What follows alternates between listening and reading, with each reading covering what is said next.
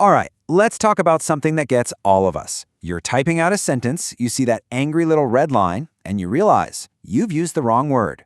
Well, today we are going to finally put to rest an all-time champion of confusion, weather versus weather.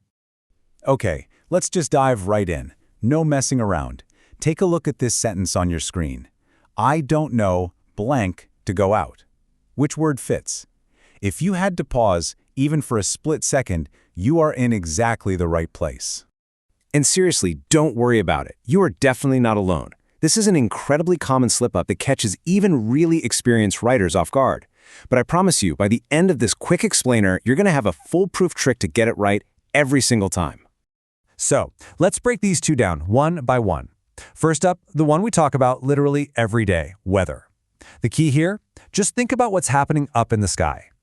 Okay, so weather is a noun, and it's all about, the state of the atmosphere. We're talking sunshine, clouds, rain, wind, snow. Basically, all the stuff you'd check your phone's forecast for before you leave the house. What I love about these examples is how real they feel. You can feel that perfect weather, right? You can picture yourself checking the forecast. And we've all definitely driven through some awful storm. So here's the rule. If it's about the atmosphere, it is always weather. Okay, now let's get to its tricky twin, weather. For this one, I want you to completely forget about the sky. Instead, I want you to think about making a decision. You see, weather isn't a thing. It's a tool. It's what we call a conjunction, a connecting word. And its whole job is to introduce a choice or some kind of doubt. It's all about options and possibilities. And just look at how it works. In every single one of these sentences, there's a fork in the road, right? An uncertainty. Do I accept the job or not? Is she going to be there or not? Are you ready or not? So, whenever you see a choice on the table, you need weather. All right, so you get the technical difference now. But how are you supposed to remember that when you're in the middle of typing a fast email? Well, let's lock this in for good with a super simple, really powerful little trick. Okay, so here's the whole thing side by side. It couldn't be simpler. On the left, you've got weather. That's all about the atmosphere. And on the right, you've got weather, all about a choice. One is about what's happening outside your window. The other is about what's happening inside your head. So, what's that mental shortcut? You need something that just instantly clicks and tells you which word to grab. You ready for this?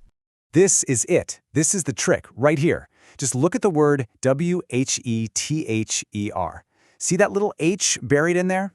Well, from now on, that H stands for have a choice. So if your sentence is about having a choice between this or that, you need the word with the H. It's that simple.